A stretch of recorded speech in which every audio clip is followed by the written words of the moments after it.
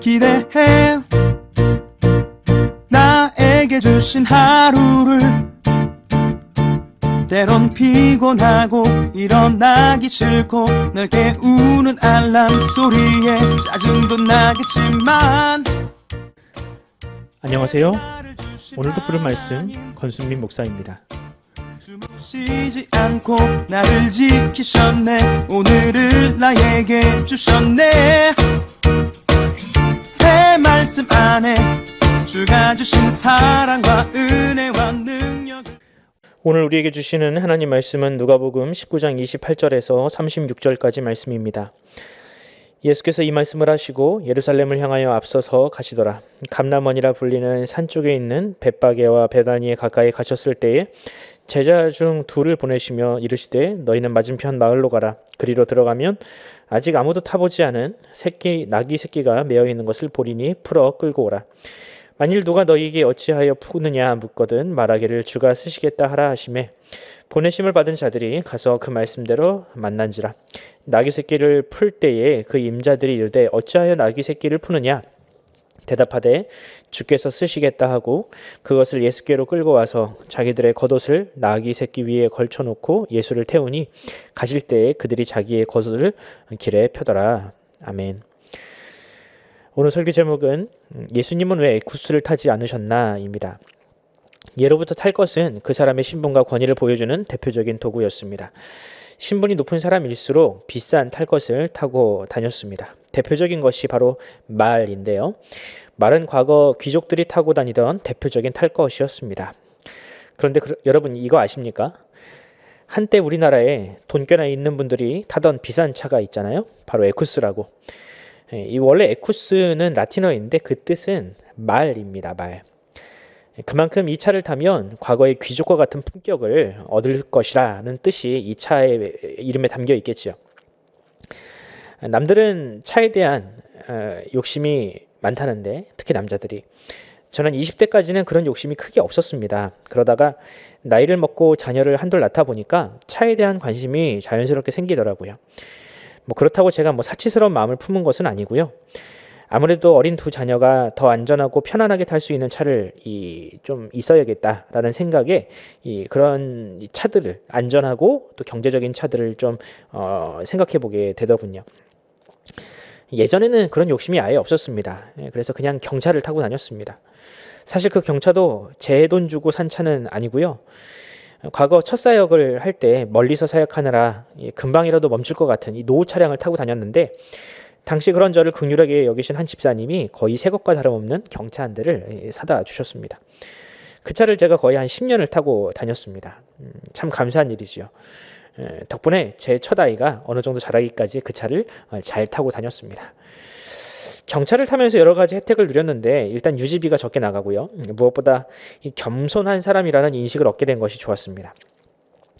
제가 사실 예전에는 겸손과는 거리가 좀 먼 사람이었는데 경차를 타면서 이 겸손함이란 무엇인지를 좀 배우게 되었습니다. 제가 그때는요 깜빡이를 켜면 다 비켜줬습니다.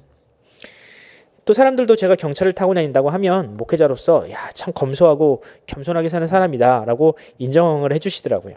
그만큼 이 우리나라에서는 자동차는 일종의 명함과 같은 것 같습니다. 그래서 차를 고를 때는 자연스럽게 자신의 경제력, 나이, 사회적인 위치를 우리는 고려하게 됩니다. 자, 이런 인식은 과거에도 비슷했을 텐데 오늘 본문을 보면 예수님이 택하신 탈 것이 등장을 합니다. 과연 예수님께서 스스로 정하신 탈 것은 무엇이며 그 선택이 무엇을 의미하는지를 한번 살펴보도록 하겠습니다. 누가복음 19장은 예수님께서 이 공생애의 마지막을 준비하시는 장면들이 등장합니다. 특히 오늘 본문은 예수님의 마지막 여정이라 할 수 있는 예루살렘 입성을 소개하고 있습니다. 당시 예수님은 유대 땅에서 가장 큰 이슈를 몰고 다니는 분이었습니다.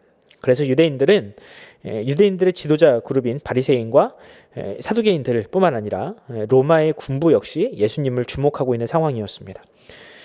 왜냐하면 그들이 보기에는 예수님의 사역은 새로운 이스라엘을 재건하려는 의도처럼 보였기 때문입니다. 예수님은 이스라엘의 12지파를 상징하는 제자 12명을 세우시고 또 새롭게 도래할 하나님 나라에 관한 설교를 많이 하셨습니다.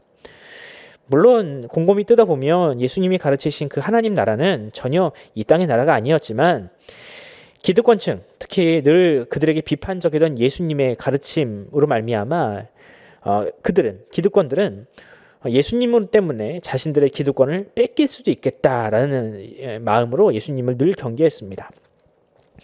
자, 그런데 예수님께서 이 6월절 명절을 앞두고 예루살렘에 들어오려 하십니다. 물론 예수님의 공생의 기간 동안 이 예루살렘 입성이 처음은 아니었지만 분명히 그 당시 그 순간에는 이전과는 다른 기대감이 성 안을 가득 메웠습니다. 이제 이번에 예수님께서 예루살렘에 입성하시면 로마를 몰아내고 바리새인과 제사장 같은 이 부패한 종교 권력자들을 몰아내고 새로운 나라를 세울 것이라는 기대가 이 유대인들 사이에 팽배했습니다. 사람들은 예수님의 입성에 맞추어서 그분을 환영하기 위해 모든 준비를 마친 상태였습니다. 이제 예수님께서 화려한 모습으로 예루살렘에 입성하셔서 새로운 왕이 도래했음을, 새로운 시대가 열렸음을 알리시기만 하면 됐습니다. 사람들은 상상했겠지요. 야, 예수님께서 어떤 걸 타고 들어오실까? 아마 백마와 같이 화려한 말을 타고 들어오시겠지. 그런데 예수님이 선택한 것은 사람들의 기대와는 전혀 달랐습니다. 예수님은 말이 아닌 나귀, 그것도 새끼 나귀를 선택하셨습니다. 그것이 얼마나 새끼였는지 사람이 한 번도 타본 적이 없는 그런 나귀였다고 합니다. 여러분, 나귀가 뭔가요? 그냥 짐이나 지우고 어쩌다가 농사일에나 동원되는 그런 짐승이었습니다. 그런데 예수님은 바로 그 나귀를 타고 사람들 앞에 자신을 나타내 보이셨습니다. 볼품없고 왜소한 새끼 나귀를 타시고. 사람들의 반응이 과연 어땠을까요? 아마도 맥이 탁 풀리고 김이 새지 않았겠습니까? 그것이 얼마나 초라했는지 그 주인이 주께서 쓰시겠다고 이야기를 하니까 그냥 내어줄 정도로 그렇게 큰 가치가 없는 짐승이었습니다. 유대인들이 아마 그 모습을 보고 저 같으면은 좀 실망을 했을 것 같습니다. 우리가 기대하던 그 왕이 저렇게 초라한 것을 타고 들어오다니. 하지만 반대로 사람들은 그 모습을 보고 더 열광했습니다. 왜일까? 그 이유는 예수님의 그 모습이 구약의 한 본문과 정확하게 일치했기 때문입니다. 스가랴서 9장 9절을 한번 읽어보도록 하겠습니다. 시온에 따라 크게 기뻐할지어다. 예루살렘에 따라 즐거이 부를지어다. 보라, 내 왕이 내게 임하시나니 그는 공의로우시며 구원을 베푸시며 겸손하셔서 나귀를 타시나니 나귀의 작은 것 곧 새끼 나귀니라. 아멘. 그렇습니다. 예수님은 스가랴 선지자가 예언한 바로 그 모습으로 예루살렘에 나타나셨습니다. 사람들은 이제 그 모습을 보고 예수님을 통해 새로운 나라가 건국되고 하나님이 통치하시는 유대인들이 바라는 지상 천국이 열릴 것이라고 생각을 했겠지요. 그런데 그 사람들이 놓친 단어가 있었습니다. 바로 겸손이라는 단어입니다. 분명 스가랴 선지자는 메시아는 겸손한 분이라 나귀를 타고 예루살렘에 나타나신다고 예언을 했습니다. 그런데 이 겸손이 어떤 겸손이냐? 잠시 잠깐 자신을 낮춤으로 칭찬을 받고 사람들을 군림하기 위해 위장된 겸손이었을까요? 아닙니다. 예수님의 겸손은 자신의 목숨을 죽기까지 내어주는 그런 철저한 겸손과 순종을 이루시는 바로 그러한 완전한 겸손이었습니다. 예수님은 결국 이 겸손을 이루시고자 십자가에 달려 죽으셔야 했습니다. 하나님의 아들이신 그분이 자신이 창조한 피조물을 위하여 생명을 버리신 것입니다. 세상에 어떤 왕이 자신의 백성을 위해서 목숨을 버립니까? 아무리 겸손한 왕도 그런 왕은 없었습니다. 보통 보편적인 왕들은 백성들의 생명을 담보로 해서 자신의 목숨을 보존하려 했던 왕들이 대부분입니다. 그러나 예수님은 이 땅의 왕들과 다른 분이셨습니다. 그분은 겸손을 흉내낸 왕이 아니라 참으로 그 백성을 사랑하는 진정한 겸손의 왕이셨습니다. 사랑하는 성도 여러분, 우리가 그리스도인이다 라고 말을 할 때에는 예수님의 사역과 예수님의 성품, 또 예수님의 사명을 우리의 것으로 여기고 또 그분을 닮는 삶을 지향하는 것입니다. 그럼 오늘 본문의 예수님의 삶을 바라보며 우리 자신에게 한번 질문해 볼까요? 과연 우리는 겸손이라는 단어를 삶에 어떻게 적용하고 있는가? 내가 무언가를 이룬 만큼 사람들에게 존경을 받아야 하고 가진 만큼 누려야 한다고 생각을 한다면 그것은 결코 겸손이 아닙니다. 예수님은 가진 만큼 나누어 주고 이룬 만큼 버린 분이셨습니다. 그리고 철저하게 자신의 뜻이 아니라 하나님의 뜻에 순종하며 사셨습니다. 바로 이것이 예수님이 이루신 겸손입니다. 오늘 하루 나귀 새끼를 타고 예루살렘에 입성하신 예수님의 이미지를 우리 마음에 새겨 넣읍시다. 그리고 내가 가진 것을 양껏 누리는 것도 물론 좋지만 하나님의 나라와 복음을 위하여 기꺼이 한번 겸손을 선택해 보는 것은 어떨까요? 하나님의 백성으로서 세상을 더 이상 근심케 하는 삶이 아니라 천국 백성의 참된 삶의 모범을 보여주는 저와 여러분의 하루가 되었으면 좋겠습니다. 기도하겠습니다.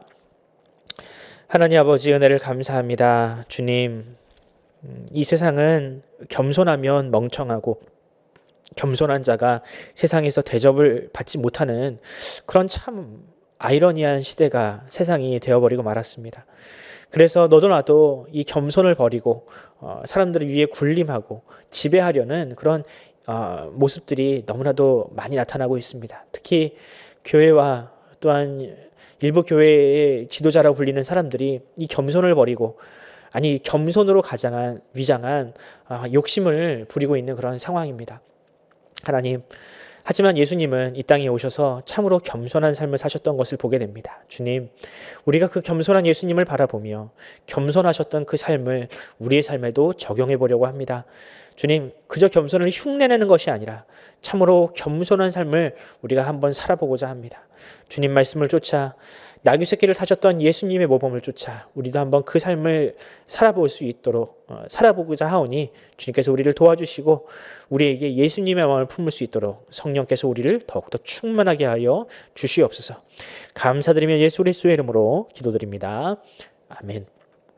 사랑하는 성도 여러분, 오늘 하루 우리에게 어떠한 도전과 또 어떠한 그 교만한 마음이 생길지라도 우리가 예수님을 생각하며 만왕의 왕이셨던 그분이 타셨던 그 나귀 새끼를 생각하면서 우리의 삶을 겸손으로 채워보겠다라고 다짐하시고 그렇게 기도하시기 바랍니다.